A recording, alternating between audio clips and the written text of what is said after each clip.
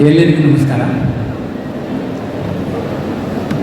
ಭ್ರಮರ ಇಂಚರ ನುಡಿ ಹಬ್ಬಕ್ಕೆ ಎಲ್ಲರಿಗೂ ಸ್ವಾಗತ. ನನಗೆ ಈ ಒಂದು ವಿದ್ಯಾಸಂಸ್ಥೆಗಳು ಒಂದು ಅವಕಾಶವನ್ನು ಮಾಡಿಕೊಟ್ಟಿವೆ. ಅದಕ್ಕಾಗಿ ಅವರಿಗೂ ಧನ್ಯವಾದವನ್ನು ನಾನು ಅರ್ಪಿಸಲಿಕ್ಕೆ ಇಷ್ಟಪಡ್ತೇನೆ.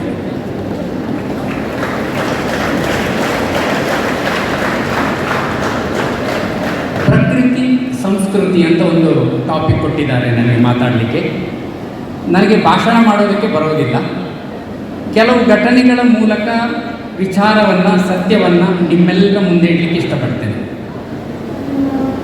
ಪ್ರಕೃತಿ ಮತ್ತು ಸಂಸ್ಕೃತಿ, ಸಂಪ್ರದಾಯ, ಕಲೆ, ಸಾಹಿತ್ಯ ಎಲ್ಲವೂ ಈ ಸಂಸ್ಕೃತಿಯೊಳಗೆ ಬರ್ತದೆ. ಒಟ್ಟಾರೆ ನಮ್ಮ ಒಂದು ವ್ಯವಸ್ಥಿತವಾದ ಜೀವನ ಕ್ರಮವನ್ನು ನಾವು ಸಂಸ್ಕೃತಿ ಅಂತ ಕರಿಬೋದು.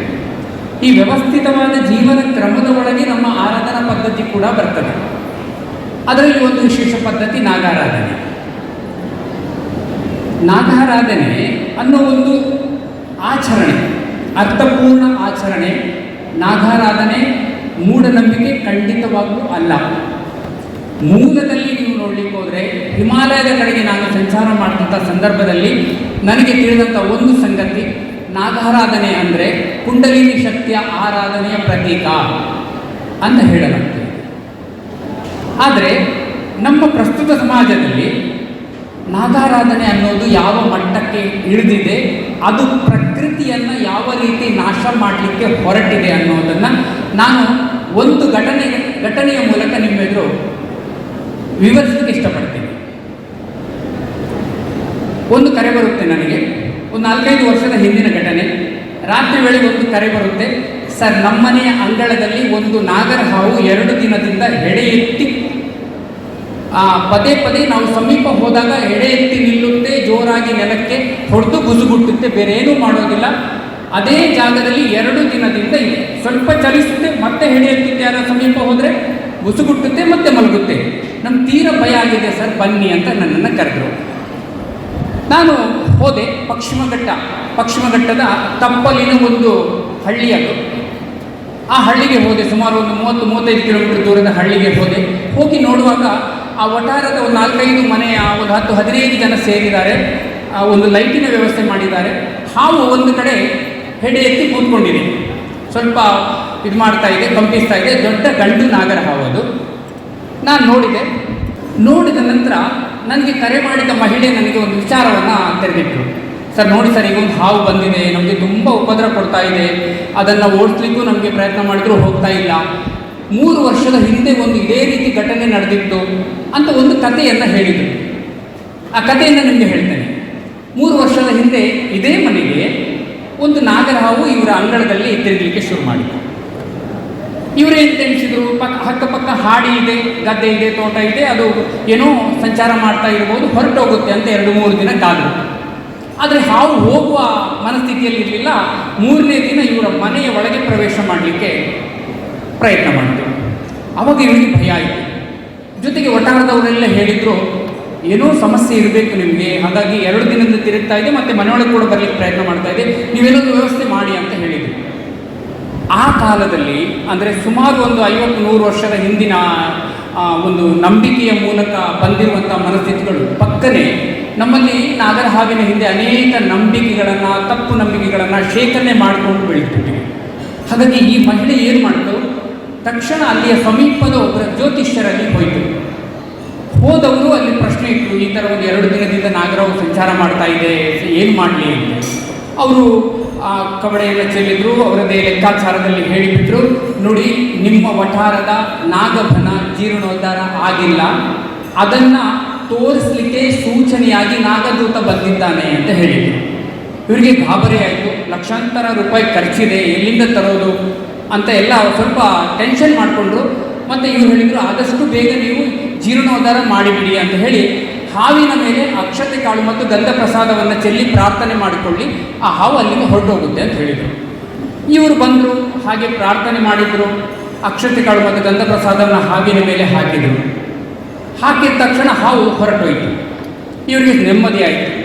ಆದರೆ ಮರುದಿನ ನೋಡುವಾಗ ಅದೇ ಹಾವು ಇವರ ಮನೆಯಿಂದ ಹಿಂದುಗಡೆಯಿಂದ ಹತ್ತಿ ಮಾಡಿಗೆ ಹೋಗಿ ಹಿಲಿ ಹಿಡಿದು ಇವರ ಎದುರಿಂದಲೇ ಹೊಟ್ಟೆ ತುಂಬಿಸ್ಕೊಂಡು ಹೋಯಿತು, ಹೊರಗೋಯ್ತು. ಹೊರಗೋದ್ಕೊಳ್ಳಿ ಇವರಿಗೆ ಅರ್ಥ ಆಯಿತು, ಓಹೋ ಹಾಗಾದರೆ ಈ ನಾಗರಹಾವು 2-3 ದಿನದಿಂದ ಸುತ್ತುತ್ತಾ ಇದ್ದದ್ದು ಕೇವಲ ಹೊಟ್ಟೆ ತುಂಬಿಸ್ಕೊಳ್ಳಿಕ್ಕೆ, ಇಲ್ಲಿ ಹಿಡೀಲಿಕ್ಕೆ ಅಂತೇಳಿ ಅವರು ಅಲ್ಲಿಗೆ ನಾಗವನ ಜೀರ್ಣೋದ್ಧಾರ ಕಥೆಯನ್ನು ಮುಗಿಸ್ಬಿಟ್ರು, ಮರೆತು ಬಿಟ್ರು. ಇಲ್ಲಿಗೆ ಆಹಾರಕ್ಕಾಗಿ ಬಂದಿದೆ ಅಂತ ಅವ್ರು ಅಂದುಕೊಂಡ್ರು. ಮತ್ತು ಇನ್ನು ಲಕ್ಷಾಂತರ ರೂಪಾಯಿ ಬೇಕಲ್ವ ಜೀರ್ಣೋದ್ಧಾರ ಮಾಡಲಿಕ್ಕೆ, ಅವ್ರ ಹತ್ರ ದುಡ್ಡು ಇಲ್ಲ, ತೀರಾ ಬಡವರವರು, ಕೃಷಿ ಸಣ್ಣ ಪುಟ್ಟ ಕೃಷಿ ಕೂಲಿ ಕೆಲಸ ಮಾಡಿ ಬದುಕುವರು. ಇದಾದ ನಂತರ 2 ವರ್ಷದ ನಂತರ ಇನ್ನೊಂದು ಘಟನೆ ನಡೆಯಿತು. ಅದೇ ಮನೆಯ ಮುಂದೆ ಇನ್ನೊಂದು ನಾಗರಾವು ಸಂಚಾರ ಮಾಡಲಿಕ್ಕೆ ಶುರು ಮಾಡ್ತಾ ಒಟ್ಟಾರದಲ್ಲಿ. ಆವಾಗ ಪಕ್ಕ ಇವರಿಗೆ ನಾಗವನ ಜೀರ್ಣೋದ್ಧಾರದ ವಿಚಾರ ನೆನಪಾಯಿತು. ಆದರೆ ಅದರ ಜೊತೆ ಇನ್ನೊಂದು ಸತ್ಯನ ಅರ್ಥ ಮಾಡಿಕೊಂಡ್ರು, ಇದು ಕೂಡ ಇಲ್ಲಿ ಹಿಡಿಲಿಕ್ಕೆ ಬಂದಿರಬಹುದು, ಇಲ್ಲಿ ತಿಂದುಕೊಂಡು ಹೋಗುತ್ತೆ ಅಂತ ಕಾದರು. ಆದರೆ ಅದೇ ದಿನ ಸಂಜೆಯ ವೇಳೆ ಮತ್ತೆ 2 ದೊಡ್ಡ ದೊಡ್ಡ ಹಾವುಗಳು ಒಟ್ಟಿಗೆ ಒಟ್ಟಾರದಲ್ಲಿ ಸಂಚಾರ ಮಾಡಲಿಕ್ಕೆ ಶುರು ಮಾಡಿದ್ರು. ಒಟ್ಟಿಗೆ 3 ಹಾವುಗಳು ಅದು ನಾಗರ ಹಾವು, ಒಂದು ಸ್ವಲ್ಪ ಸಣ್ಣದು ಮತ್ತೆ 2 ದೊಡ್ಡ ಹಾವು. ಇವರೇನು ಮಾಡಿದರು, ಇವರಿಗೆ ಈಗ ಕನ್ಫರ್ಮ್ ಆಯಿತು, ಭಯ ಆಯಿತು. ಒಟ್ಟಾರದವರಲ್ಲೇ ಹೇಳಿದರು, ಇಲ್ಲ ಇದು ಸಮಸ್ಯೆ ಇದ್ದೇ ಇದೆ, ಇಲ್ಲದಿದ್ದರೆ 3 ಹಾವುಗಳು ಒಂದೇ ಜಾಗದಲ್ಲಿ ಯಾಕೆ ಸುತ್ತುತ್ತವೆ ಅಂತ ಹೇಳಿದರು. ಮತ್ತೆ ಜೋಶ್ ಹತ್ರ ಹೋಗಿದ್ರು. ಓಡಿದ ಕೂಡಲೇ ಅವರು ಹೇಳಿದರು, ನಾನು ನಿಮಗೆ 2 ವರ್ಷದ ಹಿಂದೆ ಹೇಳಿದ್ದೆ, ನಾಗವನ ಜೀರ್ಣೋದ್ಧಾರ ಆಗಿಲ್ಲ, ಅದಕ್ಕೆ ನಾಗನ ಸೂಚನೆ ಬಂದಿದೆ, ನೀವು ಈಗ ನಾಗ ಪರಿವಾರವೇ ಬಂದಿದೆ, ನೀವು ಆದಷ್ಟು ಬೇಗ ಜೀರ್ಣೋದ್ಧಾರ ಮಾಡಿಬಿಡಿ, ಇಲ್ಲದಿದ್ದರೆ ನಿಮಗೆ ಮುಂದಕ್ಕೆ ಸಮಸ್ಯೆ ಬರ್ಬೋದು ಅಂತ ಹೇಳಿಬಿಟ್ರು. ಮತ್ತೆ ಗಂಧ ಪ್ರಸಾದ ಪಡ್ಕೊಂಡು ಬಂದರು. ಮೊದಲು ಬಂದ ಹಾವಿನ ಮೇಲೆ ಚೆಲ್ಲಿದ್ರು, ಹಾವು ಹೊರಟೋಯ್ತು. ಅದರ ಜೊತೆಗೆ ಬಂದಂಥ 2 ಹಾವುಗಳು ಕೂಡ ಆ ಹಾವಿನ ಜೊತೆ ಹೊರಟೋದು. ಇವರೇನು ಮಾಡಿದರು, ಸ್ವಲ್ಪ ಸಾಲ ಮಾಡಿದರು, ವಂತಿಗೆ ವಸೂಲು ಮಾಡಿದರು. ನಾಗವನ ಜೀರ್ಣೋದ್ಧಾರ ಅಂದರೆ ನಾಗಭವನ ಕಟ್ಟಬೇಕಿತ್ತು, ಕಾಂಕ್ರೀಟೀಕರಣ ಮಾಡಬೇಕಿತ್ತು. 300-400 ವರ್ಷ ಹಳೆಯ ಬನಗಳನ್ನು ಕಾಂಕ್ರೀಟೀಕರಣ ಮಾಡಲಿಕ್ಕೆ ಹೊರಟರು. ಹಣ ಸಾಕಾಗದೆ ಅಲ್ಲಿರುವಂಥ ಬೋಗಿ ಮತ್ತಿ 200-300 ವರ್ಷದ ಮರಗಳನ್ನು ಕಡಿದು ಮಾರಾಟ ಮಾಡಿ ಅಲ್ಲಿ ಕಾಂಕ್ರೀಟಿ ಭವನವನ್ನು ನಿರ್ಮಿಸಿದರು. ಅಂದರೆ ಜೀರ್ಣೋದ್ಧಾರ ಒಂದು ಹಂತಕ್ಕೆ ಮಾಡಿಬಿಟ್ರು. ಮಾಡಿದ ನಂತರ ಎಲ್ಲರೂ ನಿರಾಳರಾದರು. ನಿರಾಳ ಆದ ನಂತರ ಮತ್ತೆ ಈ ಹಾವು ಬಂದೀಗ ಕೂತ್ಕೊಂಡಿದೆ ಮನೆಯ ಅಂಗಳದಲ್ಲಿ. ಏನಿದು ವಿಚಿತ್ರ, ಏನು ಅಂದರೆ ನಾಗನಂಬಿಕೆ ನಮ್ಮಲ್ಲಿ ಗಾಢವಾಗಿ ಬೇರೆ ಬಿಟ್ಟಿದೆ, ತಪ್ಪು ಮಾಹಿತಿಗಳು ಸೇರಿಕೊಂಡಿವೆ. ಹಾಗಾಗಿ ಈಗ ಭಯದಲ್ಲಿ ನನ್ನನ್ನು ಕರೆದಿದ್ರು. ಈ ಎಲ್ಲ ವಿಚಾರಗಳನ್ನು ಆ ಮಹಿಳೆ ಕಣ್ಣೀರಿಡಿತಾ ನನ್ನ ಹತ್ರ ಶೇರ್ ಮಾಡಿದರು. ಇಷ್ಟೆಲ್ಲ ಮಾಡಿದ್ವಿ ಸರ್, ಏನು ಪ್ರಯೋಜನ ಆಗಿಲ್ಲ, ಮತ್ತೆ ಬಂದು ಕೂತ್ಕೊಂಡಿದೆ ಅಂತೇಳಿ. ಅದರ ನಡುವೆ ಒಬ್ಬ ಮಧ್ಯವಯಸ್ಕ ವ್ಯಕ್ತಿ ಇದ್ದರು. ಅವರೊಂದು ಪ್ರಶ್ನೆ ಕೇಳಿದರು, ಸರ್ 3 ಹಾವುಗಳು ಒಂದೇ ಜಾಗಕ್ಕೆ ಒಂದೇ ದಿನ ಬಂದು ಸುತ್ತಾಡಲಿಕ್ಕೆ ನಿಜವಾಗಿ ನಾಗದೋಷ ಕಾರಣವಾ ಅಥವಾ ಬೇರೆ ಏನಾದರೂ ಇರ್ಬೋದಾ ಅಂತ ಪ್ರಶ್ನೆ ಕೇಳಿದರು. ಆತ ಒಳ್ಳೆ ಪ್ರಶ್ನೆಯನ್ನೇ ಕೇಳಿದ್ದಾರೆ. ನಾನು ಅವ್ರ ಹತ್ರ ಕೇಳಿದೆ, ಯಾವ ತಿಂಗಳಲ್ಲಿ ಈ ಹಾವುಗಳು ಕಾಣಲಿಕ್ಕೆ ಸಿಕ್ಕಿದ್ದು ನಿಮಗೆ ಅಂತ.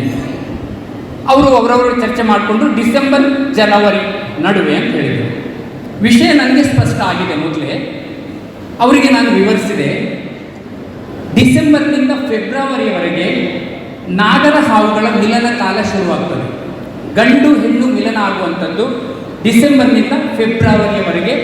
ಒಂದು ಹೆಣ್ಣು ಹಾವು ಆಹಾರ ಸಂಚಾರ ಮಾಡ್ತಾ ನಿಮ್ಮ ವಠಾರದಲ್ಲಿದ್ದರೆ, ಅದು ಬೆದೆಗೆ ತಯಾರಾಗಿದ್ದರೆ, ಅಂದರೆ ಸಂತಾನೋತ್ಪತ್ತಿಗೆ ತಯಾರಾಗಿದ್ದರೆ, ಫೆರಮೋನ್ ಅಂತೇಳಿ ಒಂದು ಆರ್ಡರನ್ನು ಲೀಕ್ ಮಾಡ್ತದೆ ಶರೀರದಿಂದ. ಆ ಪರಿಮಳಕ್ಕೆ ಆ ವಠಾರದಲ್ಲಿ ಪ್ರದೇಶದಲ್ಲಿರುವಂಥ 4-5 ಗಂಡು ಹಾವುಗಳು ಅಲ್ಲಿಗೆ ಹೆಣ್ಣನ್ನು ನಡೆಸ್ಕೊಂಡು ಬರ್ತವೆ. ಇವರ ಮನೆಗೆ ಬಂದಂಥ 2ನೇ ಬಾರಿ ಬಂದಂಥ ಹಾವು ಹೆಣ್ಣು ಹಾವು. ಅದು ಆಹಾರಾನ್ವೇಷಣೆ ಮಾಡ್ತಾ ಮಾಡ್ತಾ ಫೆರಮೋನನ್ನು ಲೀಕ್ ಮಾಡಿದೆ. ಅದರ ವಾಸನೆಗೆ ಬೆದೆ ಸೇರೋದಕ್ಕೆ ಗಂಡು ಹಾವುಗಳು ಬಂದುಬಿಟ್ಟಿವೆ. ಇದನ್ನು ವಿವರಿಸಿದೆ ಅವರಿಗೆ. ಆ ಮಹಿಳೆ ಅಷ್ಟು ಕೇಳಿದ ನಂತರ ಅವರಿಗೆ ತೃಪ್ತಿ ಇಲ್ಲ, ಏನೋ ನಾಗದೋಷದಲ್ಲೇ ಬಂದಿದೆ ಅಂತೇಳಿ ಒಂದು ಪ್ರಶ್ನೆ ಮಾಡಿದರು ಅವರು. ಅದೆಲ್ಲ ಸರಿ ಸರ್ ನೀವು ಹೇಳೋದು, ಹಾಗಾದರೆ ನಾವು 2 ಬಾರಿ ಕೂಡ ಅಕ್ಷತೆ ಕಾಳನ್ನು ಹಾವಿನ ಮೈ ಮೇಲೆ ಹಾಕಿದ ಕೂಡಲೇ ಅದು ಹಾಗೆ ಕೈ ಮುಗಿದು ಪ್ರಾರ್ಥನೆ ಮಾಡಿದ ಕೂಡಲೇ ಹೊರಟೋಯ್ತು ಅನ್ನೋದು ಅವರ ಒಳಗೆ ಪ್ರಶ್ನೆ ನನ್ನ ಹತ್ರ ಕೇಳಿದರು. ಅದಕ್ಕೆ ಸ್ಪಷ್ಟ ಉತ್ತರ ಇದೆ ನಮ್ಮಲ್ಲಿ. ಹಾವುಗಳು ಹುಟ್ಟಿ ಸಾಯುವವರೆಗೆ ಏಕಾಂಗಿಯಾಗಿ ಬದುಕುವ ಹಾವುಗಳು, ಕೌಟುಂಬಿಕವಾಗಿ ಅಥವಾ ಸಂಗಾತಿಗಳ ಜೊತೆಗೆ ಬದುಕುವಂಥ ಹಾವುಗಳಲ್ಲ. ನಾಗರ ಹಾವುಗಳು ವರ್ಷದಲ್ಲಿ 1 ಬಾರಿ 2 ತಿಂಗಳು ಮಾತ್ರ ಹೆಣ್ಣು ಗಂಡು ಒಟ್ಟಿಗೆ ಇರ್ತವೆ ಬಿಟ್ಟರೆ ಮತ್ತೆ ಜೀವನ ಪರ್ಯಂತ ಒಬ್ಬಂಟಿಗಳು. ಯಾವುದೇ ಅಪಾಯಕರ ವಸ್ತುವನ್ನು ನಮ್ಮ ಶರೀರಕ್ಕೆ ಸೋಕಿಸದೆ ಬದುಕುವಂಥ ಹಾವುಗಳು. ನಮ್ಮ ಅಕ್ಷತೆ ಕಾಳುಗಳು, ನಮ್ಮ ತೀರ್ಥ, ಅದು ಒಂದಿಷ್ಟು ಹೊಯ್ಗೆ ಹಾವಿನ ಮೇಲೆ ಬಿದ್ದ ತಕ್ಷಣ ಅದಕ್ಕೆ ಅದು ಅಪಾಯ ಸೂಚನೆ. ನೀವೇನೋ ಒಂದು ಅದರ ಮೇಲೆ ಹಾಕಿದ್ರಿ, ತೀರ ಗಾಬರಿ ಆಯಿತು, ಭಯ ಆಯಿತು, ಆ ಜಾಗ ಬಿಟ್ಟು ಓಡಿ ಹೋಗ್ತದೆ. ಜೊತೆಗೆ ಪ್ರಾರ್ಥನೆ ಕೂಡ ಕೆಲಸ ಮಾಡ್ತದೆ. ನಾವು ಏನೋ ಭಕ್ತಿಯಿಂದ ಪ್ರೀತಿಯಿಂದ ಮಾಡುವಂಥ ಪ್ರಾರ್ಥನೆ ಕೂಡ ಹಾವುಗಳಿಗೆ ಗೊತ್ತಾಗುತ್ತೆ. ನಾನು ನನ್ನ ಪುಸ್ತಕದಲ್ಲಿ ಒಂದು ಅದರ ಬಗ್ಗೆ ಲೇಖನ ಬರೆದೇನೆ, ಮುಂದೆ ವಿಜ್ಞಾನದಲ್ಲಿ ಪ್ರೂವ್ ಕೂಡ ಆಗ್ಬೋದು. ಸೊ ಈ ವಿಷಯವನ್ನು ಹೇಳಿದ ನಂತರ ಅವರು ಮನವರಿಕೆ ಮಾಡಿಕೊಂಡು ಸ್ವಲ್ಪ ಮಟ್ಟಿಗೆ ಅಲ್ಲಿ ಇದ್ದ ಜನರಿಗೆ ಅರ್ಥ ಆಯಿತು. ನೋಡಿ, ಒಂದು ಹಾವಿನ ಸಂತಾನೋತ್ಪತ್ತಿಯ ಪ್ರಕ್ರಿಯೆಗೆ ನಾವು ಎಂಥ ಹೆಸರು ಕೊಟ್ಟು 200-300 ವರ್ಷ ಹಳೆಯ ನಾಗಬನಗಳನ್ನು ಸರ್ವನಾಶ ಮಾಡ್ತೀವಿ. ಜೀರ್ಣೋದ್ಧಾರದ ಹೆಸರಲ್ಲಿ ನಾಗಾರಾಧನೆ ಅನ್ನೋದು ಅರ್ಥಪೂರ್ಣ ಆಚರಣೆ, ತಪ್ಪಲ್ಲ. ಅದು ನಮ್ಮ ಪೂರ್ವಜರು ಅನಾದಿ ಕಾಲದಿಂದ ಸುಂದರವಾಗಿ ಆಚರಣೆ ಮಾಡಿಕೊಂಡು ಬಂದಂಥ ಒಂದು ಆರಾಧನೆ. ಅದನ್ನು ನಾವು ಕೇವಲ ಇಂಥ ತಪ್ಪು ನಂಬಿಕೆಗಳಿಗೆ ಬಲಿಬಿದ್ದು ಏನು ಮಾಡ್ತೀವಿ, ನಾಶ ಮಾಡ್ತೀವಿ. ಒಂದು ನಾಗಬನವನ್ನು ನಾನು ಅದಕ್ಕಿಂತ ಮೊದಲು ಇನ್ನೊಂದು ಸಣ್ಣ ವಿಷಯವನ್ನು ಹೇಳ್ತೇನೆ. ಈ ನಾಗರ ಹಾವಿನ ಬಗ್ಗೆ ಹೇಳಬೇಕು. ನಾನು ಹೆಡೆ ಎತ್ತಿ ನಿಂತ ನಾಗರವು ಯಾಕೆ ಪದೇ ಪದೇ ಮನುಷ್ಯರ ಹತ್ರ ಹೋದ್ಕೊಳ್ಳೆ ಹೆಡೆ ಎತ್ತಿ ನೆಲಕ್ಕೆ ಹೊಡೆದು ಕೂಸುಗುಟ್ಟುತ್ತೆ ಅನ್ನೋದು ಅವರ ಪ್ರಶ್ನೆ. ನಾನು ಹೋದೆ, ಹಾವಿನ ಸಮೀಪ ಕೂತ್ಕೊಂಡೆ. ಆಗಲೂ ನನ್ನನ್ನು ನೋಡಿ ಹೆಡೆ ಎತ್ತಿದ್ದು ಸರಿಯಾಗಿ ಗಮನಿಸಿದೆ. ಅದರ ಹೊಟ್ಟೆಯಲ್ಲಿ ಏನೋ ಒಂದು ಪ್ರಾಬ್ಲಮ್ ಇದೆ ಅಂತ ಅನಿಸಿತು. ಅಷ್ಟರಲ್ಲಿ ಆ ಮಹಿಳೆ ಇನ್ನೊಂದು ಕಥೆಯನ್ನು ಹೇಳಿದರು.